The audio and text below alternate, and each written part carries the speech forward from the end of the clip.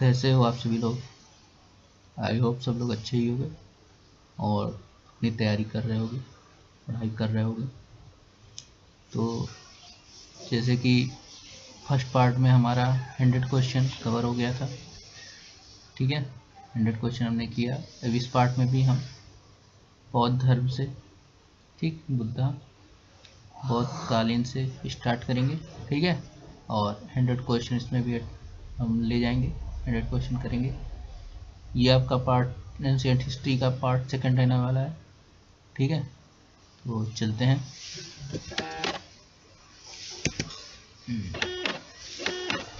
तो हम लोगों ने यहाँ तक किया था, यहाँ से हमें करना है, ठीक। चलिए, बौद्ध धर्म में 108वां नंबर क्वेश्चन है। बुद्ध ने अपना प्रथम उपदेश सारनाथ में अपने 5 शिष्यों को दिया था, जिसे क्या कहा जाता है, ठीक है। तो उसे क्या कहा जाता है? जब उसने पहली बार महात्मा बुद्ध ने अपना प्रथम उपदेश सारनाथ में, यहाँ से क्वेश्चन, प्रथम उपदेश कहाँ दिया था? सारनाथ में दिया था। तो अपने 5 शिष्यों को दिया था, ठीक, अपने 5 शिष्यों को दिया था, जिसे क्या कहा जाता है? तो उन्होंने जो दिया था उसको कहते हैं धर्म चक्र परिवर्तन। क्या कहते हैं? धर्म चक्र परिवर्तन। यहाँ पे देखिए लिखा हुआ है, उरुवेला में ज्ञान प्राप्त करने के बाद गौतम बुद्ध ने पहला उपदेश सारनाथ में 5 ब्राह्मणों को दिया था। पहला उपदेश किसको दिया था? 5 ब्राह्मणों को दिया था उरुवेला में, ठीक है। उरुवेला में उन्होंने ज्ञान प्राप्त किया और पहला उपदेश सारनाथ में दिया, 5 ब्राह्मणों को दिया, जिसे धर्म चक्र परिवर्तन के नाम से जाना जाता है। बुद्ध ने सर्वाधिक उपदेश, ये भी यहाँ से क्वेश्चन बनता है कि बुद्ध ने सर्वाधिक उपदेश कहाँ दिए? तो कहाँ पे दिए? कौशल की राजधानी श्रावस्ती में, ठीक है। और महावीर स्वामी जो जैन संप्रदाय के थे, उन्होंने सर्वाधिक उपदेश कहाँ दिए थे? राजगृह में दिए थे, ठीक। चलिए नेक्स्ट क्वेश्चन। वैशाली में द्वितीय बौद्ध संगीति किसके द्वारा संचालित की गई थी? तो किसके द्वारा संचालित की गई थी? कालाशोक। किसके द्वारा? संत कालाशोक, ठीक है। तो यहाँ पे सारी बौद्ध संगीतियाँ दी हुई हैं। प्रथम बौद्ध संगीति कब हुई थी? तो इसके अध्यक्ष थे महाकश्यप। प्रथम बौद्ध संगीति के अध्यक्ष कौन थे? महाकश्यप। किसके समय में हुई थी? अजातशत्रु के समय में हुई थी। कहाँ हुई थी? राजगृह में हुई थी, ठीक। द्वितीय बौद्ध संगीति के अध्यक्ष कौन थे? साबाकामी थे। इनका किसके समय में हुआ था द्वितीय बौद्ध संगीति? तो कालाशोक के समय में हुआ था, ठीक। कालाशोक यही द्वितीय बौद्ध संगीति। और ये कहाँ पे हुआ था? वैशाली में हुआ था। तृतीय बौद्ध संगीति मोगलीपुत्तिस, ठीक है, ये अध्यक्ष थे। किसके समय में हुआ था? अशोक के समय में हुआ था। कहाँ पे हुआ था? पाटलिपुत्र में। और चतुर्थ बौद्ध संगीति वसुमित्र अध्यक्ष थे, और किसके समय में हुआ था? राजा कनिष्क के। कहाँ पे? कुंडलवन में, ठीक है। तो ये 4 बौद्ध संगीतियाँ हैं, बहुत बार पूछा जाता है एग्जाम में, इसको ध्यान रखिएगा। थेरी गाथा एक बौद्ध ग्रंथ है जो किसका हिस्सा है या भिक्षुओं द्वारा रचित छंदों का संग्रह है? तो जो ये बौद्धों का एक प्रमुख रचना है सूत्र पिटक। कौन सा रचना है? सूत्र पिटक। उस रचना उसका ही ये भाग है थेरी गाथा, ठीक है। तो थेरी गाथा जो है एक बौद्ध ग्रंथ है जो सूत्र पिटक के खुद्दक निकाय का हिस्सा है। किसके? सूत्र पिटक के खुद्दक निकाय का हिस्सा है, जिसमें 15 लघु ग्रंथ हैं। यह स्थिवर भिक्षुणियों द्वारा रचित छंदों का संग्रह है। स्थिवर भिक्षुणियों द्वारा रचित छंदों का संग्रह है। इसमें कुल 73 गीतों और 552 कविताओं का संग्रह है। कुल 73 गीतों और 552 कविताओं का संग्रह है, ठीक है। तो ये हो गया। चलिए नेक्स्ट क्वेश्चन। 3 पिटकों में से अभिधम्म पिटक किससे संबंधित है? किससे संबंधित है? सारनाथ स्तंभ संबंधी कहानी और बुद्ध की शिक्षाओं, दार्शनिक मामले असल में शामिल होने वालों के लिए नहीं होता। किसके? दार्शनिक मामलों के लिए। अभिधम्म पिटक किसके लिए है? दार्शनिक मामलों के लिए। अभिधम्म पिटक में बौद्धों की दार्शनिक व्याख्या की गई है। इस पिटक का संकलन अशोक के समय में तृतीय बौद्ध संगीति में मोगलीपुत्तिस ने किया था। ये हीनयानी है, ठीक है। ये हीनयानी थे। कौन? मोगलीपुत्तिस, ये हीनयानी थे। अभिधम्म पिटक में कुल 7 ग्रंथ हैं। अभिधम्म पिटक में कितने ग्रंथ हैं? 7 ग्रंथ हैं। इसे सप्त प्रकरण भी कहा जाता है। कौन कौन से? पहला धम्म संगिनी, दूसरा विभंग, तीसरा धातु कथा, चौथा पुग्गल पंगति, पांचवा कथावत्थु, छठवां यमक और सातवां पट्ठान, जिसमें सबसे सबसे महत्वपूर्ण जो ग्रंथ है वो है कथावत्थु। ठीक है, तो ये ध्यान रखिएगा कि जो ये अभिधम पिटक है इसमें कितने ग्रंथ हैं, 7 ग्रंथ है। कौन कौन से, धम संगिनी, विभंग, धातु कथा, पुग्गल पंगति, कथावत्थु, यमक और पट्ठान। ठीक है, और इसमें सबसे महत्वपूर्ण कौन से, कथावत्थु। इन सबकी रचना किसने की थी, मोगलीपुत्र तिस्स ने। ठीक है, मोगलीपुत्र तिस्स ने। यहाँ पे देखिए, गौतम बुद्ध को ज्ञान प्राप्ति निम्नलिखित में से किस शहर में हुई थी। ठीक है, गौतम बुद्ध को जो ज्ञान की प्राप्ति हुई थी वो किस में हुई थी, कौशाम्बी, बोधगया, सांची या लुम्बिनी। तो कहाँ पे हुई थी, बोधगया में। कहाँ पे हुई थी, बोधगया में। आइए आप पढ़ते, बौद्ध धर्म के संस्थापक गौतम बुद्ध का जन्म 563 ईसा पूर्व में कपिल वस्तु के निकट लुम्बिनी नामक ग्राम में हुआ था, और 29 वर्ष की अवस्था में सत्य की खोज और ज्ञान प्राप्ति हेतु उन्होंने क्या किया था, गृह त्याग किया था। और 35 वर्ष की अवस्था में वैशाख पूर्णिमा की रात बोध गया बिहार में निरंजना नदी, कौन सी नदी, निरंजना नदी, जिसको फाल्गु कहते हैं, कि किनारे पीपल के वृक्ष के नीचे इनको ज्ञान की प्राप्ति हुई। तत्पश्चात वो क्या कहलाए, बुद्ध कहलाए। इनके बचपन का नाम था सिद्धार्थ, माता का नाम था महामाया और पिता का नाम था शुद्धोधन। गौतम बुद्ध की 483 ईसा पूर्व में 80 वर्ष की आयु में कुशीनगर में देहांत हो गया। ठीक है, उसको देहांत को इनके क्या कहते हैं, महापरिनिर्वाण। ठीक है, और जो ज्ञान दिया था उसको क्या कहते हैं, धर्मचक्र परिवर्तन, जो पहला उपदेश दिया था। माना जाता है गौतम यानी सिद्धार्थ ने अंतिम ज्ञान प्राप्ति के लिए बोध गया जाने से पहले 6 साल तक किस स्थान पर शुद्ध चित्त में ध्यान किया था। तो कहाँ पे किया था, इतखोरी या प्रागबोधि, राजगीर या कपिलवस्तु। कहाँ पे, प्रागबोधि में। ठीक है, प्रागबोधि में 6 साल तक उन्होंने क्या किया था, वहाँ पे शुद्ध चित्त से ध्यान किया था। नेक्स्ट क्वेश्चन है, निम्नलिखित में से कौन सा बौद्ध धर्म से संबंधित एक पवित्र ग्रंथ है। तनक, हदीस, हदीस होगा नहीं, तनक नहीं, ठीक, आगम नहीं, ठीक है, त्रिपिटक ये होगा। ठीक है, त्रिपिटक ये, त्रिपिटक में आपके क्या क्या आ जाएगा, विनय पिटक आ जाएगा, सूत्र पिटक आ जाएगा और अभिधम्म पिटक। ठीक है, तीनों पिटकों की भाषा क्या है, पाली है। ये तीनों के तीनों पिटक किस में लिखे गए हैं, पाली भाषा में लिखे गए हैं। आपको बहुत पता ही है बौद्ध धर्म क्या होता है, बौद्ध धर्म मूलतः अनिश्वरवादी है। ठीक है, अनिश्वरवादी है और ये कर्म एवं पुनर्जन्म की जो परिकल्पना करता है, परंतु आत्मा की परिकल्पना नहीं करता। आगम का संबंध किससे है, जैन धर्म से है, और हदीस का संबंध है मुस्लिम धर्म से, और तनक का संबंध है, याद रखिएगा ये वर्ड याद रखिएगा, तनक शब्द का संबंध है किससे, यहूदियों के मुख्य धार्मिक ग्रंथ से। त्रिपिटक इनमें से किस धर्म का पवित्र ग्रंथ है। तो अभी आपने पढ़ा किसका है, बौद्ध धर्म का। ठीक, यहाँ देखिए, त्रिपिटक बौद्ध धर्म का प्रमुख ग्रंथ है जिसमें सभी बौद्ध संप्रदाय, अब बौद्ध संप्रदाय कौन कौन से हैं, तो हीनयान, महायान, ठीक है, थेरवाद, वज्रयान, मूल, सर्वास्तिवाद, ये सब इसके संप्रदाय हैं, किसके, बौद्ध धर्म के। मानते हैं यह बौद्ध धर्म के प्राचीनतम ग्रंथ है। ठीक है, लेकिन यह बौद्ध धर्म के क्या है, प्राचीनतम ग्रंथ है।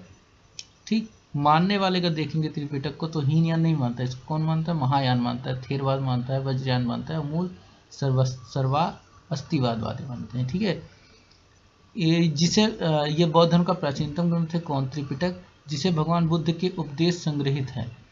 यह ग्रंथ पाली भाषा में लिखा गया है। इसके 3 भाग हैं, सूत्र पिटक, विनय पिटक, अभिधम्म पिटक। ठीक है, सूत्र पिटक, विनय पिटक और अभिधम्म पिटक। अगला क्वेश्चन, इनमें से कौन सा शब्द सामान्यतः एक बौद्ध मठ को संदर्भित करता है जिसे बौद्ध भिक्षु रहते हैं। तो बौद्ध भिक्षु किस में रहते हैं, बिहार में रहते हैं। बौद्ध भिक्षु कहाँ रहते हैं, बिहार में। बौद्ध मतानुयायियों के मठों को क्या कहते हैं, विहार कहते हैं। विहारों में बुद्ध प्रतिमा होती है और बौद्ध भिक्षु निवास करते हैं। बौद्ध धर्म में पूजा के निर्मित जिन गुफाओं का निर्माण किया जाता है उसे चैत्य कहते हैं। अब चैत्य क्या हो गया, जिस गुफा में बैठ करके वो पूजा करते हैं, ठीक है, उसे चैत्य कहते हैं।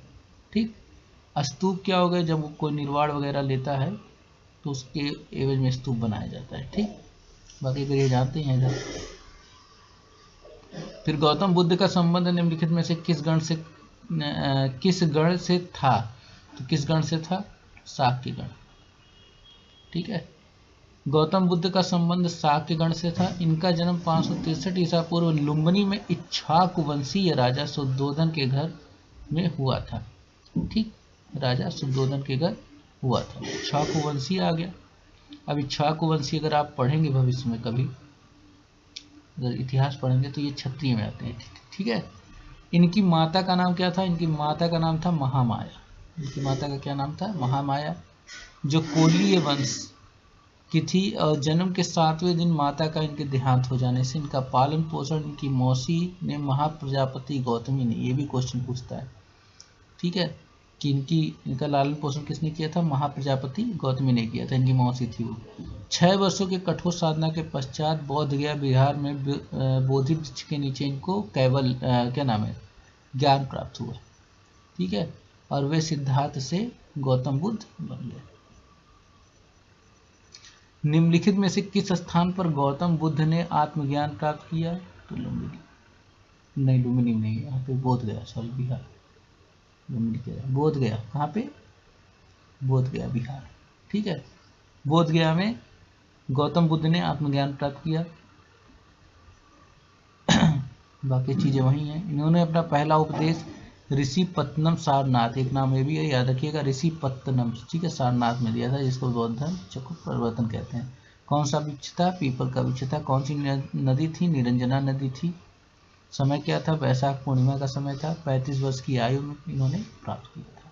ठीक है, नेक्स्ट क्वेश्चन, गौतम बुद्ध ने अपना पहला उपदेश कहाँ दिया था? तो पहला उपदेश आपने पढ़ा अभी को, कहाँ पे दिया था? सारनाथ में दिया था। पहला उपदेश कहाँ दिया था?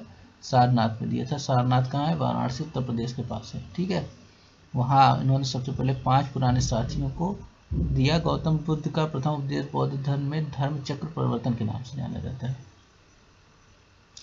सूत्र पिटक के संदर्भ में निम्नलिखित में से कौन सा कथन सही है?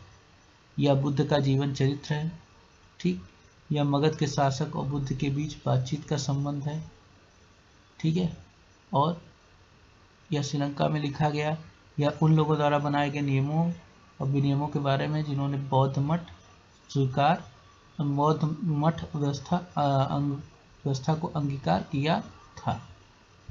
तो क्या होगा इसमें से? देखो, तो यहाँ पे जो सूत्र पिटक है ना, सूत्र पिटक में क्या था कि जो भी बुद्ध के धार्मिक संवाद हुए थे, ठीक है, धार्मिक संवाद हुए थे उनके बुद्ध के, उसका संकलन है। ठीक, तो इसमें से कौन सा हो जाएगा? बुद्ध का जीवन चरित्र नहीं, ये मगध के शासक और बुद्ध के बीच बातचीत का, तो बातचीत में भी धार्मिक संवाद हुआ था, तो ये सही है। ठीक, बाकी अभिधम्म पिटक आपने पढ़ा, दर्शन है, ठीक है। अब विनय पिटक जो होता है उसमें भिक्षु और जो भिक्षुड़ियाँ होती हैं उनके जीवन को कैसे व्यतीत वगैरह करना है, इसके बारे में पूरा दिया हुआ है। ठीक, तो ये तीनों हैं, सूत्र, विनय, अभिधम्म। ठीक है, सबके अलग अलग काम लिखे हुए हैं। सूत्र पिटक में क्या है? जो भी महात्मा बुद्ध ने जिन जिन राजाओं के साथ धार्मिक संवाद किया, ठीक, वो उसका संकलन है। धार्मिक संवादों, नियमों, जो भी उन्होंने व्याख्यान किया, उनसे बात की, उसका संकलन है। विनय पिटक में क्या है? जो भी भिक्षु व भिक्षुड़ियाँ हैं, भिक्षु भिक्षुड़ियाँ, उनके जीवन को कैसे व्यतीत करना है, ये सब के बारे में विनय पिटक में दिया। अभिधम्म पिटक क्या है?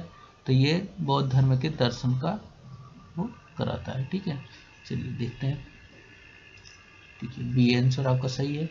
विनय पिटक, सूत्र पिटक और अभिधम्म पिटक।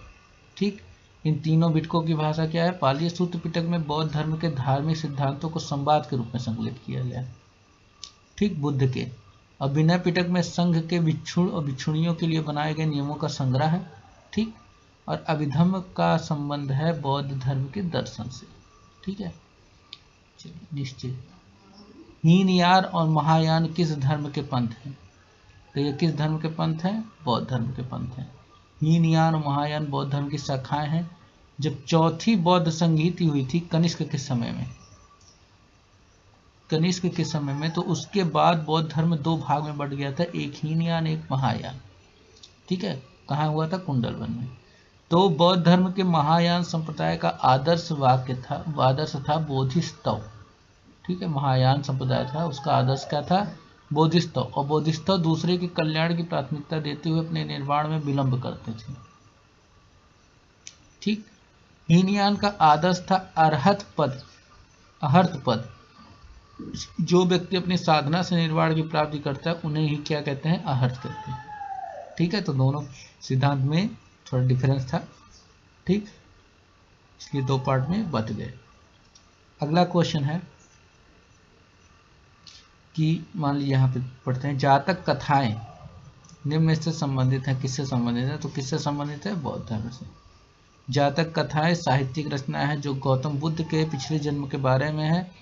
बौद्ध ग्रंथ त्रिपिटक का भाग है। बौद्ध धर्म की स्थापना गौतम बुद्ध ने 5वीं शताब्दी ईसा पूर्व में 563 ईसा पूर्व में की थी। ठीक है। सिंह चतुर्मुख स्तंभ कहाँ स्थित है, तो कहाँ स्थित था, सारनाथ। ठीक है, कहाँ पे, सारनाथ। महात्मा बुद्ध ने ज्ञान प्राप्ति के बाद अपना पहला उपदेश सारनाथ में दिया था। धर्मचक्र प्रवर्तन कह रहा था। जैन ग्रंथों में सारनाथ को सिंहपुर कहा गया है। सारनाथ में अशोक का सिंह चतुर स्तंभ, बुद्ध का मंदिर, धमेक स्तूप, चौखंडी स्तूप, सारनाथ का वस्तु संग्रहालय और मूल गंधकुटी आदि दर्शनीय स्थल है। ठीक। अगला है, बुद्ध चरित्र नामक महाकाव्य किसने लिखा, तो बुद्ध चरित्र नामक महाकाव्य गौतम बुद्ध, नागार्जुन, हेमचंद या अश्वघोष। तो किसने लिखा था, अश्वघोष ने लिखा था। बुद्ध चरित्र महाकाव्य के लेखक थे अश्वघोष। और बुद्ध चरित्र संस्कृत महाकाव्य, कैसा महाकाव्य है, संस्कृत। इसकी रचना कब हुई थी, 2वीं शताब्दी में। इस महाकाव्य में गौतम बुद्ध का जीवन चरित्र वर्णित है। बुद्ध चरित्र में कितने सर्ग हैं, 28 सर्ग हैं, जिसमें 14 सर्गों तक बुद्ध के जन्म से और बुद्धत्व प्राप्ति का वर्णन है। और अश्वघोष की अन्य भी रचनाएं हैं, जैसे सौंदरांध काव्यम, ठीक है, गांडी स्तोत्र गाथा, विसारीपुत्र प्रकरण। ठीक। नागार्जुन के बारे में जान लेते हैं। नागार्जुन जो थे वो शून्यवाद और तथा माध्यमिक मत के प्रख्यात बौद्ध आचार्य थे। नागार्जुन का जन्म 150 ईसा पूर्व में तथा मृत्यु लगभग 250 ईसा पूर्व में हुई थी। हेमचंद्र कौन थे, तो हेमचंद्र श्वेतांबर जैन परंपरा के, मतलब ये जैन परंपरा के थे। श्वेतांबर जैन परंपरा के आचार्य हेमचंद्र का जन्म गुजरात के अहमदाबाद के पास धुंधमा नगर 1088 ईसा पूर्व में कार्तिक पूर्णिमा के दिन हुआ था। हेमचंद्र राजा सिद्धराज जयसिंह के सभा में क्या थे, कवि थे। इनके अद्वितीय ज्ञान और बहुमुखी प्रतिभा के कारण कालिकाल सर्वज्ञ की उपाधि इनको दी गई थी। इनकी मृत्यु 1172 ईस्वी में अनहिलवाड़ पाटन में हुई। ठीक है। इनकी प्रमुख रचनाएं सिद्धेहम और शासनम है। ठीक, तो ये ध्यान रखिएगा, इन लेखकों को भी, इनसे क्वेश्चन बन सकते हैं। बोधिसत्व की अवधारणा इनमें से किससे संबंधित है, तो बोधिसत्व की अवधारणा महायान बौद्ध संप्रदाय से संबंधित है। बोधिसत्व बौद्ध मत के महायान संप्रदाय का आदर्श केंद्रीय संकल्पना है। पारंपरिक रूप से महान दया से प्रेरित बोधिसत्व जनित सभी संवेदनशील प्राणियों को लाभ के लिए सहज इच्छा से बुद्धत्व प्राप्त करने के लिए बोधिसत्व माना जाता है। ठीक। विनय और सूत्र पिटक इनमें से किसकी शिक्षाओं के संकलन है, तो किसकी शिक्षाओं के संकलन है, एक गौतम बुद्ध की शिक्षाओं के संकलन है। ठीक है। अगला, निम्नलिखित में से कौन सा स्थल बौद्ध धर्म के तीर्थ स्थलों में से नहीं है, बोध गया, सारनाथ, ग्वालियर या कुशीनगर। तो ये भी है, बोध गया है। ठीक, यहाँ पे उन्होंने ज्ञान प्राप्त किया था। सारनाथ अपना पहला उपदेश दिया था। कुशीनगर महापरिनिर्वाण मतलब यहाँ पे समाधि ली थी। और ग्वालियर ये नहीं है। ठीक है। तो बौद्ध धर्म के संस्थापक गौतम बुद्ध है। इनका जन्म ये मतलब ये तो आप पढ़ चुके हैं, 563 ईसा पूर्व में लुम्बिनी नेपाल में हुआ था। बोध गया बौद्धों का प्रमुख तीर्थ स्थल है। बुद्ध को यहाँ ज्ञान प्राप्ति हुई थी। सारनाथ बनारस के पास स्थित बौद्ध तीर्थ स्थल है, जहाँ पर बुद्ध ने ज्ञान प्राप्त करने के बाद अपना प्रथम उपदेश दिया था। कुशीनगर उत्तर प्रदेश राज्य में स्थित है। कुशीनगर में भगवान बुद्ध को महापरिनिर्वाण यानी मृत्यु प्राप्त हुआ था। ठीक। नेक्स्ट क्वेश्चन, गौतम बुद्ध के निम्नलिखित उपदेशों में से किसे अग्नि उपदेश के रूप में जाना जाता है। तो आपके पास 4 ऑप्शन है, धर्मचक्र परिवर्तन सूत्र, आदित्य पर्याय सूत्र और अनाथ लखान सूत्र और ब्रह्मचर्य सूत्र। तो इसमें जो बी नंबर ऑप्शन है आदित्य पर्याय सूत्र, यही है कि इसमें अग्नि उपदेश के बारे में जाना जाता है। ये पढ़ते हैं इसके, आदित्य पर्याय सूत्र, इसको अग्नि उपदेश के रूप में जाना जाता है। इस प्रवचन में बुद्ध 5 इंद्रियों और मन से वैराग्य के मध्य से माध्यम से दुख से मुक्ति प्राप्त करने के उपदेश देते हैं। धर्मचक्र परिवर्तन सूत्र पाली में और धर्मचक्र परिवर्तन सूत्र, एक धर्मचक्र परिवर्तन सूत्र ये पाली में और धर्मचक्र परिवर्तन सूत्र संस्कृत में बौद्ध ग्रंथ है, जिनमें गौतम बुद्ध ज्ञान प्राप्ति के बाद दिया गया प्रथम उपदेश संग्रहित है। अनाथ लखना सूत्र, ठीक है, अनाथ लखना सूत्र ये पाली भाषा में है, और अनाथ मलत सूत्र ये संस्कृत में है, को पारंपरिक रूप से गौतम बुद्ध द्वारा दिए गए दूसरे प्रवचन के रूप में दर्ज किया गया है, जिसे पंचम वर्गीय सूत्र के नाम से जाना जाता है, जिसका अर्थ होता है 5 लोगों का समूह। ठीक है, जिसका अर्थ होता है 5 लोगों का समूह। तो ये चीज था, इंपॉर्टेंट था। यहां से चलिए नेक्स्ट क्वेश्चन, गौतम बुद्ध का जन्म कहाँ हुआ था? तो गौतम बुद्ध का जन्म आप लोगों ने पढ़ा लुम्बिनी में हुआ था, नेपाल में। ठीक है, बौद्ध धर्म के संस्थापक गौतम बुद्ध थे। इन्होंने एशिया का ज्योतिपुंज, लाइट ऑफ एशिया कहा जाता है। गौतम बुद्ध का जन्म 563 ईसा पूर्व में कपिल वस्तु के लुम्बिनी में, वर्तमान में नेपाल में स्थित नामक स्थान पर हुआ था। ठीक है, इनके पिता का नाम शुद्धोधन, जो कि साकेगढ़ के मुखिया थे। इनकी माता का नाम महामाया था। मौसी का नाम प्रजापति गौतमी था, ठीक, जिन्होंने इनका पालन पोषण किया था। इनके बचपन का नाम सिद्धार्थ था। गौतम बुद्ध के विवाह 16 वर्ष की अवस्था में यशोधरा के साथ हुई थी। इनके पुत्र का नाम राहुल था। गौतम बुद्ध ने गृह त्याग को बौद्ध धर्म में महाभिनिष्क्रमण, गृह त्याग को क्या कहा जाता है? महाभिनिष्क्रमण कहा गया। और बुद्ध ने अपने प्रथम उपदेश सारनाथ में दिया, जिसे बौद्ध ग्रंथों में धर्मचक्र प्रवर्तन कहा गया। ठीक है, क्या कहा गया? धर्मचक्र प्रवर्तन। उस बौद्ध ग्रंथ का नाम बताइए जिनमें भिक्षुओं के लिए नियमों का उल्लेख है। सूत्र पिटक, विनय पिटक या अभिधम पिटक? तो आपको पढ़ता है किसमें है? विनय पिटक में। ठीक है, विनय पिटक में भिक्षुओं के लिए जो नियम है उसका उल्लेख है। अभिधम पिटक क्या है? बौद्ध धर्म के दर्शन का। ठीक है, और सूत्र पिटक ये क्या है? इसमें बौद्ध धर्म के जो धार्मिक संवाद किया गया है, बुद्ध ने जो धार्मिक संवाद किया है उसका संकलन है। ठीक है, तो ये पूरा था। नेक्स्ट, स्तूप क्यों बनाए गए थे? तो पवित्र स्मृति चिन्ह रखने के लिए, धार्मिक सभाएं करने के लिए, बुद्ध की पूजा करने के लिए, बौद्ध ग्रंथ किसके लिए? पवित्र स्मृति चिन्ह के लिए। स्तूप निर्माण की परंपरा बहुत पुरानी। वैदिक काल में शव समाधियों की मिट्टी के थूहों और टीलों के रूप में बनाया जाता है। इनकी शव समाधियों को स्तूपों आदि का प्रारूप माना जाता है। ठीक है, अगला क्वेश्चन, किसका जन्म 560 ईसा पूर्व में तथा 480 ईसा पूर्व में 80 वर्ष की उम्र में उनकी मृत्यु हो गई? तो कौन थे वो? गौतम बुद्ध का जन्म 563 ईसा पूर्व में हुआ था। तो इन्हीं के बारे में बात हो रहा है। ये थोड़ा सा गलत दे दिया है। ठीक है, 3 साल घटा दिए, लेकिन इन्हीं के बारे में। ठीक है, तो ये था किस वृक्ष के नीचे रानी माया देवी ने गौतम बुद्ध को जन्म दिया था? किस वृक्ष के नीचे रानी माया देवी ने गौतम बुद्ध को जन्म दिया था? तो कौन सा वृक्ष था? पीपल का। ठीक है, पीपल।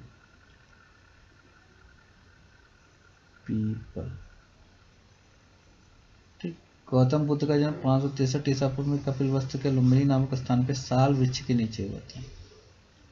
ओहो, अच्छा, हाँ, जन्म इनका, सॉरी, इनका जन्म कहाँ हुआ था? साल वृक्ष के नीचे। ज्ञान प्राप्ति इन्होंने पीपल वृक्ष के नीचे किया था। ठीक है, ये ध्यान दीजिएगा। सॉरी, साल वृक्ष के में रानी माया देवी ने गौतम बुद्ध को जन्म दिया था, और पीपल के वृक्ष में यहाँ इन्होंने मतलब इनको ज्ञान प्राप्ति हुई थी। ये महात्मा बुद्ध हुए थे।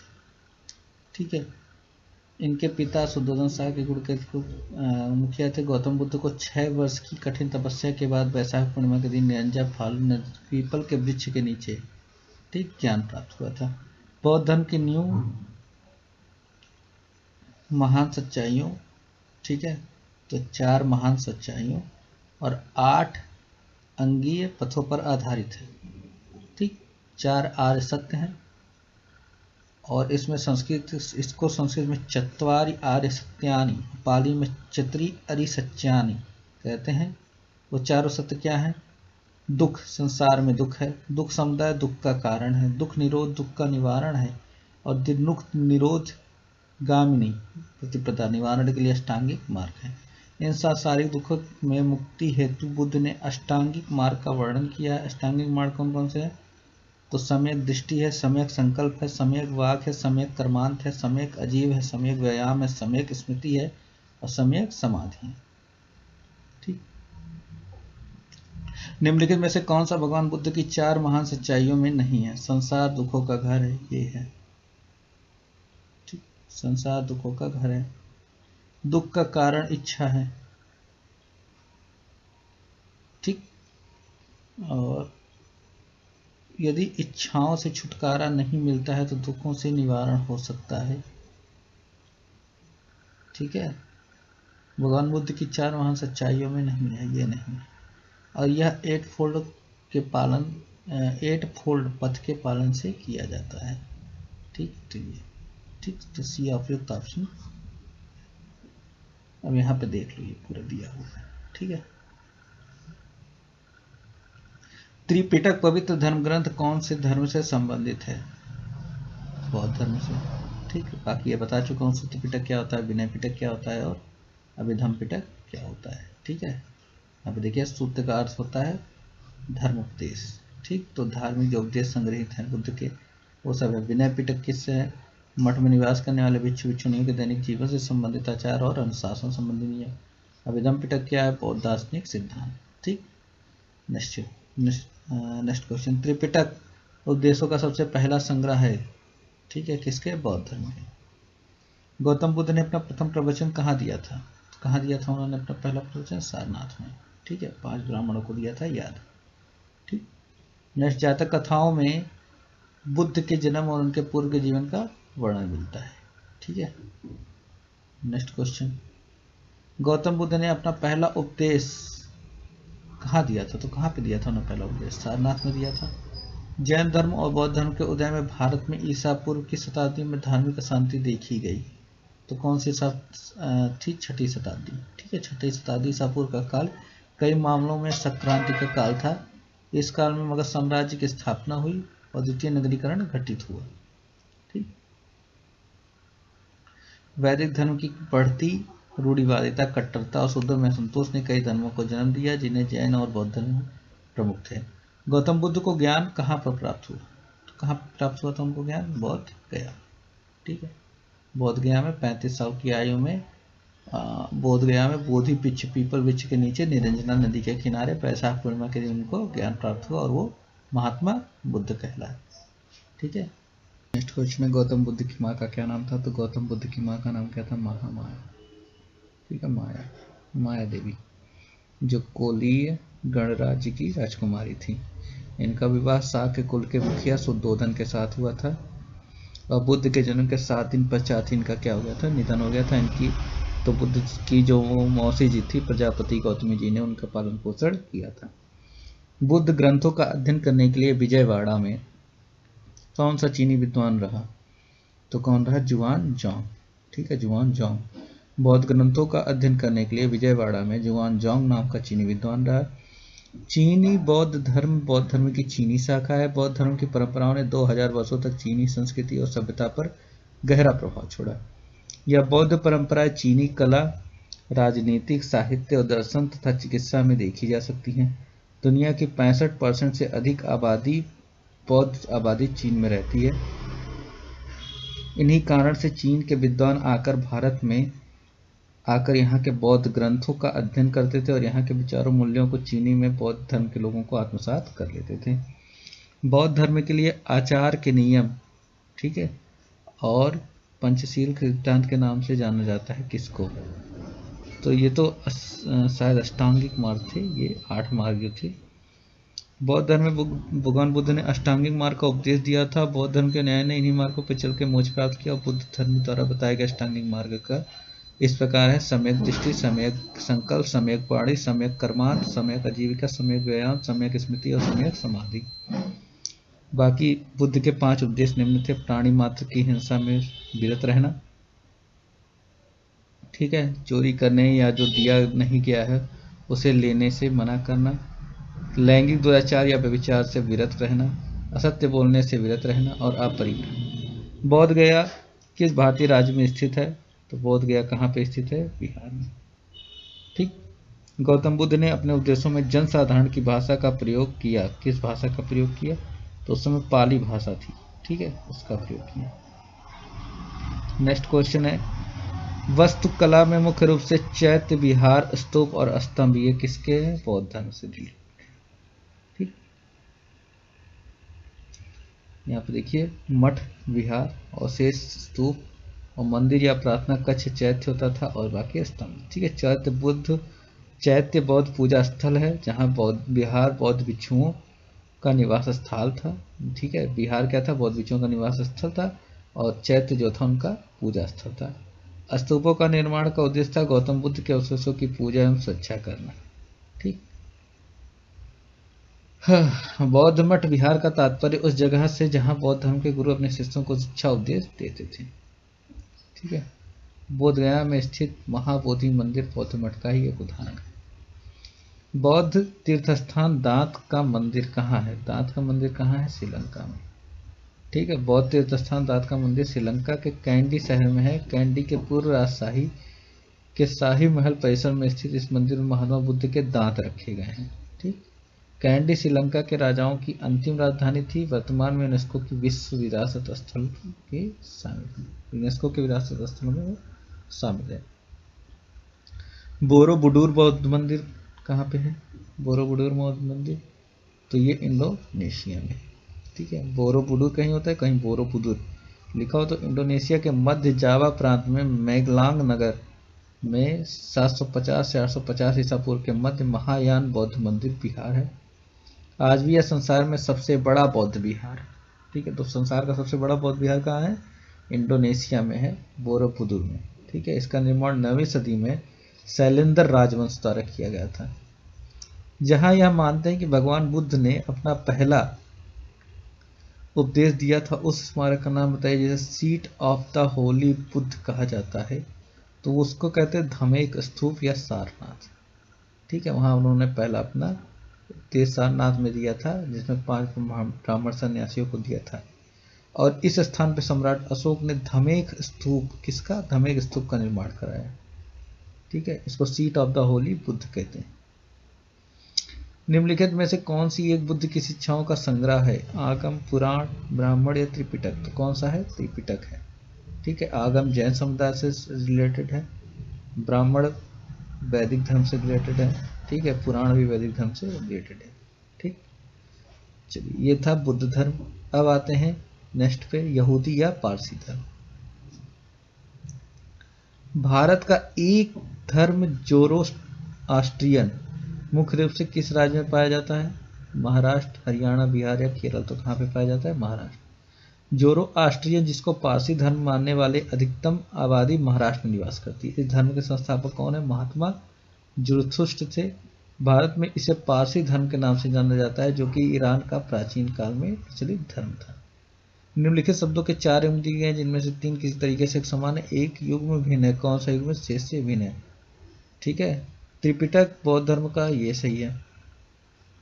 ठीक, मंदिर हिंदू धर्म का। ठीक है, तो ये मंदिर तो हिंदुओं का क्या है? पूजा करने का स्थान है, दिया ही है। ठीक है, फिर तोरा देखो, अवेस्ता पारसी धर्म का प्रमुख ग्रंथ है, तोरा यहूदियों का प्रमुख ग्रंथ है, त्रिपिटक इसका तो ये तो ग्रंथ नहीं है ना, तो डी हो जाएगा। ठीक, जिंद अवेस्ता किसके साथ जुड़ा है? तो ये पता है किसके साथ? पारसी धर्म के साथ जुड़ा है। ठीक है, और पारसी धर्म के पैगंबर कौन थे? जुरथुष्ट थे, जो ईरानी थे। ठीक, इनकी जो शिक्षाएं हैं उनका संकलन जिंद अवेस्ता नामक ग्रंथ में है। यहूदी किस धर्म का पालन करते हैं? तो यहूदी जो होते हैं वो यहूदी धर्म का पालन करते हैं। यहूदियों का एक ईश्वरवादी धर्म यहूदी धर्म है, जिसका मानना है कि ईश्वर की उपस्थिति का अनुभव मानव गतिविधियों और इतिहास द्वारा होता है। ईश्वर अपने संदेश पैगंबरों के माध्यम से प्रेषित करता है। जैसे यहूदी लोग में अब्राहम इसहाक और जैकब को अपना पितामह और मूसा को मुख्य पैगंबर मानते हैं। यहूदी धर्म इजराइल इब्रू भाषियों का राजधर्म है। ठीक है। निम्नलिखित में से कौन सा यहूदी धर्म से संबंधित नहीं है? धम्मपद, तोरा, गुरु ग्रंथ साहिब या त्रिपिटक? तो कौन सा नहीं है? मतलब संबंधित है तो तोरा संबंधित है। ठीक। और ये जो धम्मपद है ये बौद्ध से है, और गुरु ग्रंथ साहिब सिखों से है, और त्रिपिटक बौद्ध धर्म से है। ठीक। तो यहूदियों की धर्म भाषा इब्रानी हिब्रू, ये भी पूछा जाता है। इब्रानी हिब्रू और यहूदी धर्म ग्रंथ का नाम क्या है? तनख, जो इब्रानी भाषा में लिखा गया। इसे तालमुद या तोरा भी कहते हैं। क्या कहते हैं? तालमुद या तोरा भी कहते हैं। त्रिपिटक बौद्ध धर्म से संबंधित है। इसके अंतर्गत विनय पिटक, सुत्त पिटक और अभिधम पिटक भी पढ़ चुके हैं। गुरु ग्रंथ साहिब सिखों का पवित्र धर्म ग्रंथ है, जिससे जबकि धम्मपद सुत्त पिटक का ही एक भाग है। ठीक। चलिए अब यहां से स्टार्ट होता है मौर्य साम्राज्य। ये आपका धर्म से रिलेटेड जो चैप्टर थे, जो क्वेश्चंस आए हुए हैं एनटीपीसी में, वो कंप्लीट हो गए। अब यहां से हम मौर्य साम्राज्य पढ़ेंगे। ठीक है। मौर्य साम्राज्य पाटलिपुत्र में सम्मिलित होने से पहले निम्नलिखित में से कौन सा कई वर्षों तक मगध की राजधानी रही? पटना, नालंदा, राजगिरी या गया? तो आपको पता है कि हर्यक वंश के समय से ही राजगृह रही। ठीक है। राजगृह रही। राजगृह अजातशत्रु के शासनकाल में पाटलिपुत्र से पहले मगध की राजधानी हुआ करती थी। जब अजातशत्रु के बाद उदयन ने मगध की राजधानी राजगृह से पाटलिपुत्र स्थानांतरित कर दिया था। राजगृह का अपना ऐतिहासिक और धार्मिक महत्व है। यह महावीर स्वामी तथा गौतम बुद्ध का साधना स्थल रहा है, जिसके कारण यह दोनों धर्मों के लिए पूजनीय स्थल है, जैन धर्मों या बौद्ध धर्मों। यहीं पे प्रथम बौद्ध संगीति का आयोजन अजातशत्रु के ही शासनकाल में महाकश्यप की अध्यक्षता में हुआ था। राजगृह जो है वो 5 पहाड़ियों विपुलांचल, रत्नागिरी, उदयगिरी, स्वर्णगिरी और वैभवगिरी से घिरा हुआ है। ठीक है। तो 5 पहाड़ियां कौन सी हैं? विपुलांचल, रत्नागिरी, उदयगिरी, स्वर्णगिरी और वैभवगिरी। ठीक। निम्न में से कौन सा स्थल आधुनिक गुजरात में स्थित है जहां अशोक के शिलालेख अवस्थित हैं? ठीक है। तो गिरनार का किला, गिरनार पढ़ा होगा। गिरनार जो होता है वो गुजरात में जूनागढ़ के निकट स्थित पहाड़ियों में है। गिरनार की पहाड़ियों से पश्चिम और पूर्व की दिशा में भादस, रोजा, संतरुजी और घेलो नदियां बहती हैं। इन पहाड़ियों पर मौर्य सम्राट अशोक का चतुर्दश शिलालेख अंकित है। अशोक मौर्य वंश के सबसे प्रसिद्ध शासक था। वह ऐसा पहला शासक था जिसने अभिलेखों द्वारा जनता तक अपने संदेश पहुंचाने की कोशिश की। अशोक के ज्यादातर अभिलेख प्राकृतिक भाषा में और ब्राह्मी लिपि में हैं।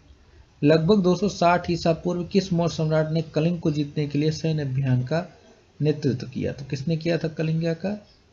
261 ईसा पूर्व में मौर्य सम्राट अशोक ने। ठीक है। सैन्य अभियान का नेतृत्व किया। कलिंग युद्ध मौर्य साम्राज्य और कलिंग राज्य के बीच लड़ा गया। जो वर्तमान में ओडिशा और आंध्र प्रदेश का उत्तरी भाग है वही कलिंग था, जिसका परिणाम स्वरूप अशोक ने कलिंग के राजा अनंत पद्मनाभन, कौन राजा था उस समय? राजा थे अनंत पद्मनाभन को हरा कर कलिंग पर विजय प्राप्त की। इस युद्ध में भारी रक्तपात को देखकर अशोक का हृदय विचलित हुआ और अशोक ने बौद्ध धर्म को अपना लिया और अहिंसा के मार्ग पर चल पड़ा। भाई इतना खतरनाक उसने लड़ाई कर दिया, ठीक है, युद्ध लड़ा कि उसके बाद कोई राजा ऐसा था ही नहीं जो अशोक के सामने खड़ा हो पाए।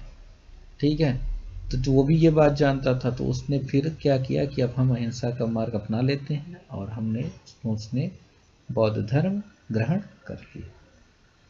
लौरिया नंदनगढ़ स्तंभ में स्थित है। कहाँ स्थित है लौरिया नंदनगढ़ स्तंभ? ध्यान दीजिएगा। ठीक है। तो ये स्थित है चंपारण में। चंपारण का है बिहार में। ठीक है।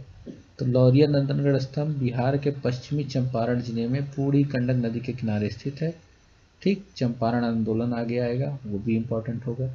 मौर्यकालीन स्तंभ है जिसे सम्राट अशोक ने धर्मलेख के तौर पर स्थापित कराया था। ठीक। नेक्स्ट क्वेश्चन, किस मौर्य सम्राट ने लगभग 287 से 268 231 ईसा पूर्व में अपने शासनकाल के दौरान शिलाओं और स्तंभों पर अपने लेख उत्कीर्णित कराए थे?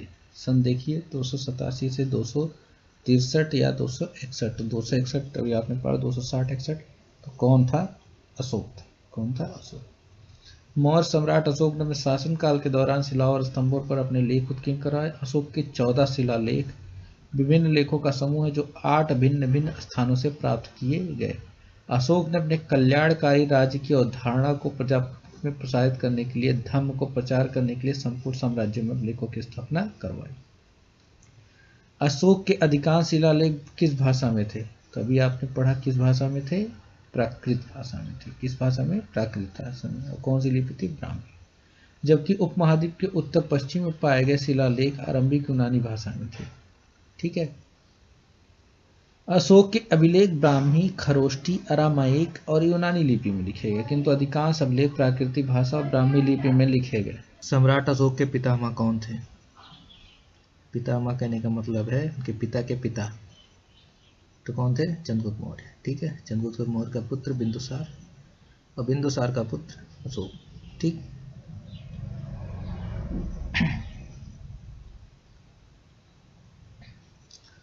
मौर्य शासन,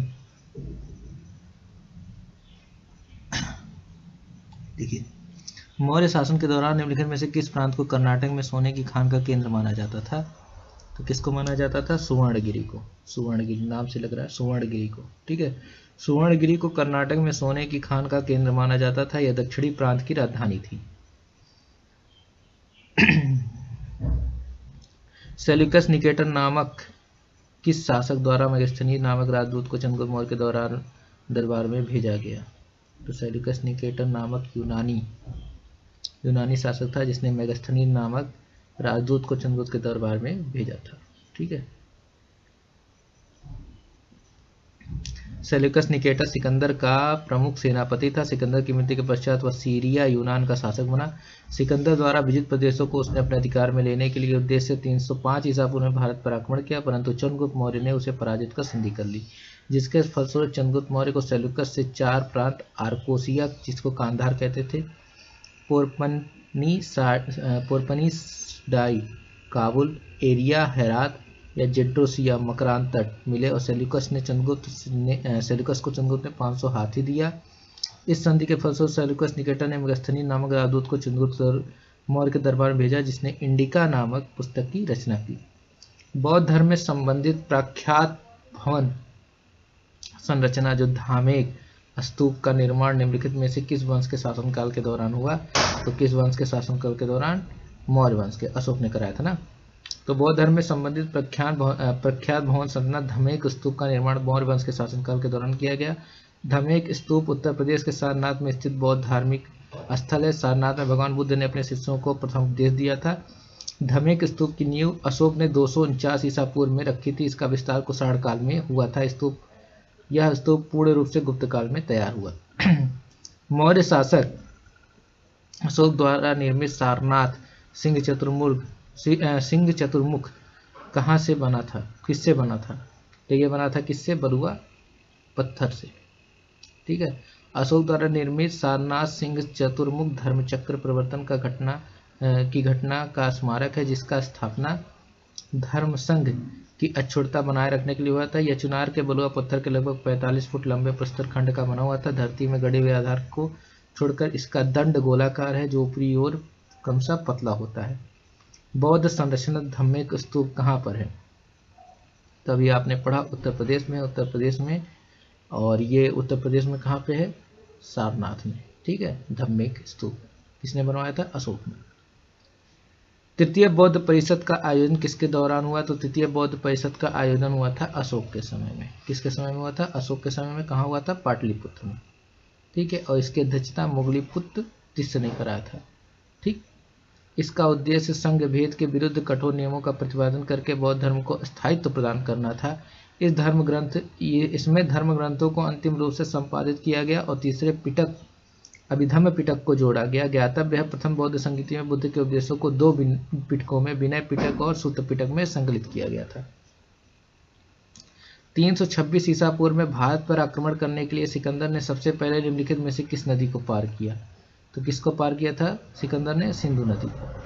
326 ईसा पूर्व में सिकंदर ने भारत पर आक्रमण किया। सिंधु नदी को पार करने के बाद वह तक्षशिला की ओर बढ़ा। इसके बाद उसने झेलम और चिनाब नदी के बीच स्थित पंजाब के शासक राजा पोरस के साथ युद्ध करना पड़ा। इस लड़ाई को हाइडेस्पीस या झेलम या वितस्ता का युद्ध कहा जाता है, जिसमें पोरस की हार हुई थी। ठीक।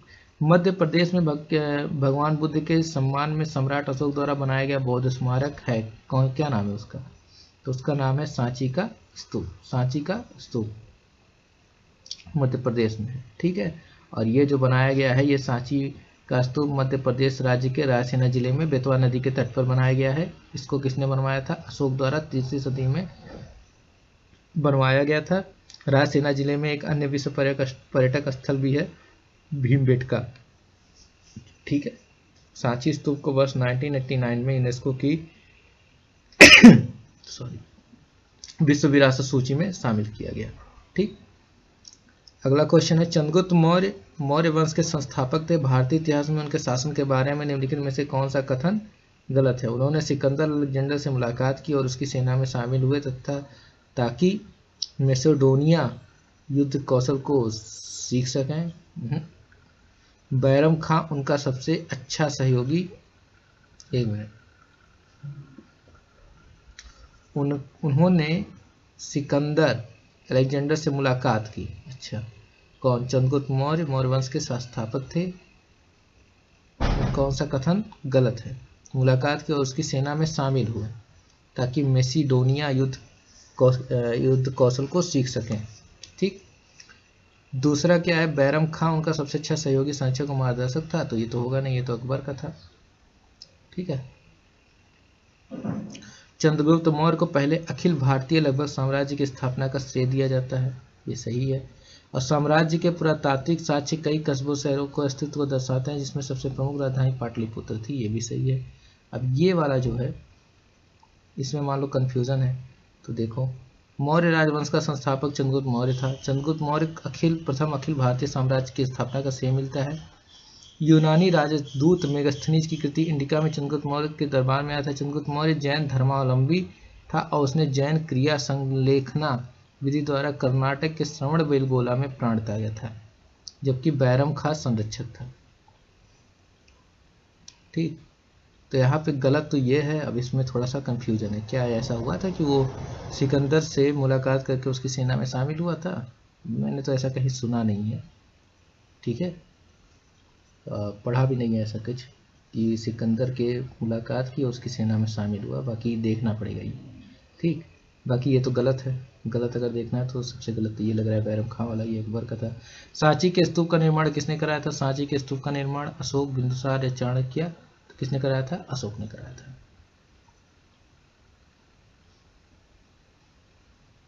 अशोक तर्क सिद्ध स्वरूप से प्रारंभिक भारत में सबसे प्रसिद्ध शासक थे जिसने कलिंग पर विजय प्राप्त की। वे किसके पोते थे? तो वो चंद्रगुप्त मौर्य के पोते थे। ठीक है। सम्राट अशोक के 13वें शिलालेख में किस युद्ध का वर्णन है? कलिंग युद्ध का वर्णन है। और अशोक के राजाभिषेक के 8वें वर्ष यह युद्ध लड़ा गया था। ठीक है। उदयन ने मगध की राजधानी के किस शहर से हटाकर पाटलिपुत्र स्थानांतरित कर दिया? तो पहले कौन सी युद्ध की राजधानी थी? राजगीर। ठीक है। तो उदयन ने 461-445 ईसा पूर्व इसका समय था, उसने अपने पिता अजातशत्रु की हत्या करके मगध शासक बना। और पुराण एवं जैन ग्रंथों के अनुसार उदयन गंगा और सोन नदी के संगम पर पाटलिपुत्र नामक नगर की स्थापना की। उसने राजगीर को अपनी राजधानी बनाया। वह जैन धर्मावलंबी शासक था। ठीक। ऐतिहासिक जीटी रोड यानी ग्रैंड ट्रंक रोड का निर्माण कई शासकों द्वारा कराया गया। मौर्य वंश के शासनकाल के दौरान इसे क्या कहा जाता था? तो इसको कहा जाता था उत्तरापथ। क्या बोला जाता था इसको? उत्तरापथ। इस सड़क को उत्तरापथ के नाम से जाना जाता था। यह मार्ग गंगा नदी के किनारे से होते हुए गंगा के मैदान पंजाब के रास्ते तक्षशिला को जाता था। 8 चरणों में निर्मित यह राजमार्ग पेशावर, तक्षशिला, हस्तिनापुर, कन्नौज, प्रयाग, पाटलिपुत्र, ताम्रलिप्त शहरों को जोड़ता था। ठीक। मुगल काल में इस मार्ग में तब बड़ा बदलाव हुआ जब इस मार्ग का ज़्यादातर भाग शेरशाह सूरी द्वारा नए सिरे से पुनर्निर्मित कराया गया। सासाराम अपने गृहनगर के साथ आगरा और अपनी राजधानी को जोड़ना। शेरशाह के देहांत के बाद इस सड़क का नाम सड़क-ए-आजम उनके नाम पर समर्पित कर दिया गया। इसके बाद मुगल शासकों ने इसे पश्चिम में खैबर दर्रे के पार कर काबुल तक तथा पूरब में बंगाल के चटगांव बंदरगाह तक बढ़ाया। 17वीं सदी में इस मार्ग को ब्रिटिश शासकों ने पुनर्निर्माण किया और इसका नाम बदल करके क्या रखा? GT road, grand trunk road. ठीक है। निम्नलिखित में से कौन सी पुस्तक मेगस्थनीज ने लिखी थी? तो मेगस्थनीज ने इंडिका नामक पुस्तक लिखी थी। बाकी ये हर्षचरित को बाणभट्ट ने लिखा था और मालविकाग्निमित्रम को कालिदास ने लिखा था। ठीक। अशोक के प्राचीनतम प्राप्त अभिलेख निम्नलिखित में से किस लिपि में लिखे गए? तो किस लिपि में लिखे गए थे? ब्राह्मी लिपि में लिखे गए थे। ठीक है। प्राचीनतम प्राप्त अभिलेख अशोक के कुल 40 अभिलेख प्राप्त हुए थे। सर्वप्रथम 1837 में जेम्स प्रिंसेप नामक विद्वान ने अशोक के अभिलेख को पढ़ने में सफलता हासिल की। शहबाजगढ़ी और मानसेहरा की अभिलेख खरोष्टी लिपि में और तहसीला और लगमान जो कि अफगानिस्तान के अभिलेख हैं वो अरमाइक और ग्रीक लिपि में उत्कीर्ण है। इसके अतिरिक्त अशोक के समस्त शिलालेख, लघुशिला स्तंभलेख और लघुलेख ब्राह्मी लिपि में उत्कीर्ण है। कलिंग युद्ध की हिंसा को देखकर प्रतिशोध लेने की सोच रखने वाले सम्राट अशोक का हृदय परिवर्तन हुआ और वे एक स्थिर चित्त और शांतिप्रिय सम्राट और बौद्ध धर्म के अनुयायी बन गए। इनमें से किसने मौर्य प्रशासन में अध्यक्षों को विभिन्न विभागों के अधीक्षकों के रूप में उल्लेखित किया था? ठीक है, तो किसने किया था? कौटिल्य ने किया था। कौटिल्य ने मौर्य प्रशासन में अध्यक्षों को विभिन्न विभागों के अधीक्षकों के रूप में किया था। कौटिल्य कौन थे? चाणक्य, विष्णुगुप्त या कौटिल्य मौर्य सम्राट में चंद्रगुप्त मौर्य के प्रधानमंत्री थे। ये तक्षशिला विश्वविद्यालय में आचार्य थे। इनके द्वारा रचित पुस्तक अर्थशास्त्र, राजनीति, अर्थनीति आदि का महान ग्रंथ था। इसी पुस्तक में कौटिल्य ने मौर्य प्रशासन में अध्यक्षों को विभिन्न विभागों के अधीक्षक के रूप में उल्लेखित किया। इंडिका मेगस्थनीज द्वारा रचित पुस्तक है। इसके संबंध भी मौर्य काल से है। चंद्रगुप्त मौर्य के गुरु कौन थे? चंद्रगुप्त मौर्य के गुरु थे विष्णुगुप्त। ठीक है, विष्णुगुप्त या कौटिल्य। ठीक है। सम्राट अशोक ने बौद्ध धर्म के आदर्शों के प्रचार के लिए धर्म प्रचारकों को दूर दराज के स्थानों पर भेजा ताकि लोग भगवान बुद्ध और शिक्षाओं द्वारा अपने जीवन को प्रेरित कर सके। इन धर्म प्रचारकों में उनके पुत्र, ठीक, पुत्री महेंद्र और संघमित्रा, ठीक है, भी शामिल थे। सम्राट अशोक के बौद्ध धर्म के आदर्शों के प्रचार के लिए धर्म प्रचारकों को दूर दूर दराज के स्थानों पर भेजना ताकि लोग भगवान बुद्ध की शिक्षाओं और अपने जीवन का उद्धार कर सकें। इसमें बौद्ध धर्म के प्रचार एवं प्रसार के लिए अपने पुत्र महेंद्र और पुत्री संघमित्रा को भी श्रीलंका भेजा। सम्राट अशोक का नाम देवानाम प्रिय था। उनका शासनकाल 273 ईसा पूर्व से 232 ईसा पूर्व था और 261 ईसा पूर्व में कलिंग का युद्ध लड़ा गया था। निम्नलिखित में से कौन सा राजा संघमित्रा और महेंद्र वर्मन के पिता थे? तो कौन थे? अशोक। अशोक के किस शिलालेख में कलिंग युद्ध में अशोक की विजय का उल्लेख है? तो ये कौन सा शिलालेख है? 13वां जो शिलालेख है। 13वें शिलालेख में कलिंग युद्ध के विषय की विस्तृत जानकारी है। कलिंग युद्ध में नरसंहार से विचलित होकर अशोक ने युद्ध नीति को सदात्याग कर दिया था। चंद्रगुप्त मौर्य का पुत्र मौर्य साम्राज्य के सिंहासन पर बैठने वाला दूसरा शासक कौन था? तो वो कौन था? बिंदुसार। ठीक है, अशोक के पिताजी का क्या नाम था? बिंदुसार। चंद्रगुप्त मौर्य का पुत्र बिंदुसार 298 से 273 ईसा पूर्व मौर्य के साम्राज्य के सिंहासन पर बैठने वाला दूसरा शासक था। बिंदुसार आजीवक संप्रदाय का अनुयायी था। वायु पुराण में इसे भद्रसार या वारीसार कहा गया है। बिंदुसार को अमित्रघात के नाम से जाना जाता है। इसके दरबार में यूनानी राजदूत डाइमेकस आया। बौद्ध विद्वान तारानाथ ने इसे 16 राज्यों का विजेता बताया। किसने धर्म विजय धार्मिकता द्वारा विजय की नीति विकसित की? तो किसने की थी? अशोक ने। मौर्य राजवंश के चक्रवर्ती सम्राट अशोक ने अखंड भारत में शासन किया। अशोक ने धर्म विजय यानी धार्मिकता द्वारा विजय की नीति विकसित की और बौद्ध धर्म का प्रचार प्रसार किया। सम्राट अशोक के पुत्र था जो मौर्य वंश से संबंधित था। सम्राट अशोक किसका पुत्र था जो मौर्य वंश से संबंधित था? तो वो बिंदुसार का पुत्र था। किसका पुत्र था? बिंदुसार। ये जो बिंबसार है ये किससे रिलेटेड है, ये हर्यक वंश से रिलेटेड है, ठीक है। और चंद्रगुप्त मौर्य मौर्य वंश से रिलेटेड है, और चंद्रगुप्त द्वितीय विक्रमादित्य जो थे वो गुप्त वंश से। ठीक, आगे पढ़ेंगे। अशोक के शासनकाल के दौरान, अब ये देखिए यहाँ पे है, मौर्य वंश का संस्थापक चंद्रगुप्त मौर्य था। ये कब गद्दी पे बैठे थे, 298 ईसा पूर्व मगध की गद्दी पे बैठे।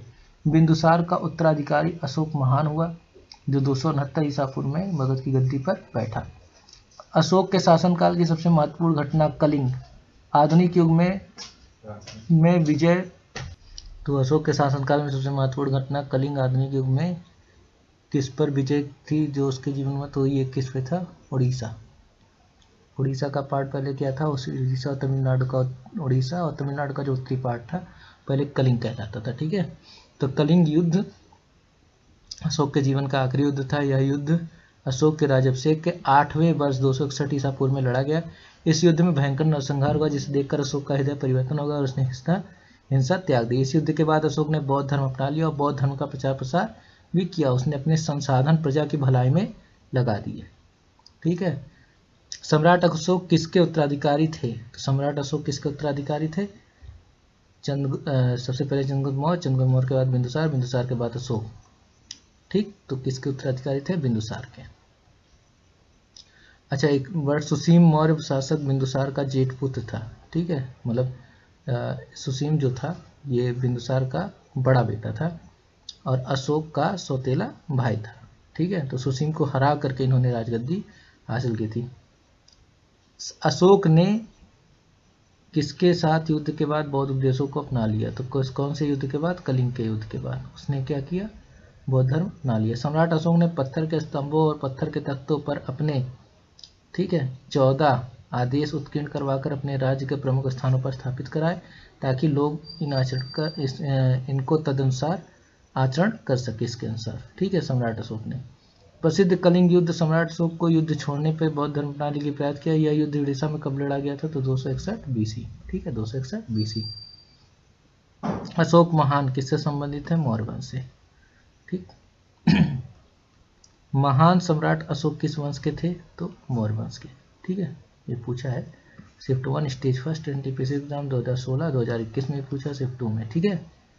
चलिए नेक्स्ट क्वेश्चन, किसने मौर्य साम्राज्य की राजधानी पाटलिपुत्र, इसने मौर्य साम्राज्य की राजधानी थी, तो इसमें से पाटलिपुत्र जो थी मौर्य साम्राज्य की राजधानी थी, ठीक है। मगध साम्राज्य था और पाटलिपुत्र उसकी राजधानी थी, ठीक। चंद्रगुप्त मौर्य ने 323 ईसा पूर्व में मौर्य साम्राज्य की स्थापना की थी। नंद वंश के शासक धनानंद को पराजित करके मौर्य वंश का साम्राज्य को स्थापित किया था, ठीक। और मौर्य वंश की राजधानी पाटलिपुत्र थी। मौर्य वंश को किस वंश ने समाप्त किया, तो किस वंश ने समाप्त किया था मौर्य वंश को, ठीक है। तो यह आएगा, तो आगे पढ़ेंगे इसको, शुंग वंश ने, ठीक है। किस वंश ने, शुंग वंश ने। पुष्यमित्र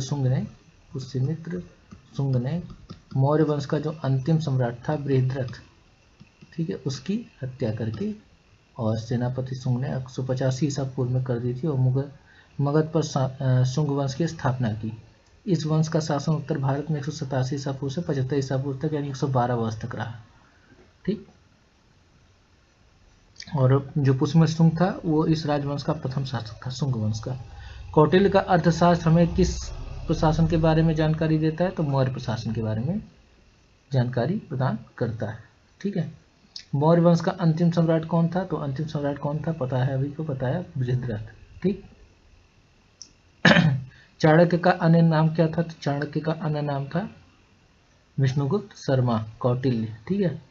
मेगस्थनीज भारत आने से पहले सबसे शुरुआती खोजकर्ता में से एक था। उसका संबंध किस देश से था, तो उसका संबंध कहाँ से था, मेगस्थनीज का यूनान, ठीक है। यूनान, जो यूनानी सम्राट थे सेल्यूकस ने उसको राजदूत नियुक्त किया था, ठीक। नेक्स्ट क्वेश्चन, सम्राट अशोक ने अपने राज्यकाल के दौरान 12 वर्ष में एक विशेष अधिकारी की नियुक्ति की, जो भूमि का सर्वेक्षण करता था तथा भू अभिलेखों का रखरखाव करता था तथा न्याय का पालन करता था। इन अधिकारियों को क्या कहा जाता था, अमात्य, समाहर्ता, रज्जुक या चालुक्य, तो देखिए ये रज्जुक कहलाते थे। सम्राट अशोक ने अपने राज्यकाल के 12वें वर्ष में एक विशेष अधिकारी की नियुक्ति की, जो भूमि का सर्वेक्षण करता था, तो भूमि के सर्वेक्षण करने वाले को रज्जुक कहते थे। भू अभिलेखों का जो रखरखाव करता था उसको रज्जुक कहते थे, और न्याय का पालन जो करता था वो रज्जुक कहलाता था, ठीक। किस राजा की कहानी मुद्रा राक्षस नाटक का विषय है? तो किसकी कहानी है? चंद्रगुप्त मौर्य की। ठीक है। और मुद्रा राक्षस किसकी रचना है? विशाख दत्त की। किसकी रचना है? विशाख दत्त की। मुद्रा राक्षस विशाख दत्त की रचना है। ठीक है।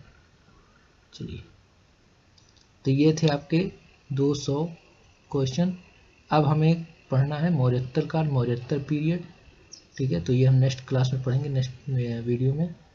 ठीक, thank you so much. Video अच्छा लगे तो लाइक कीजिए, शेयर कीजिए और सब्सक्राइब कीजिए।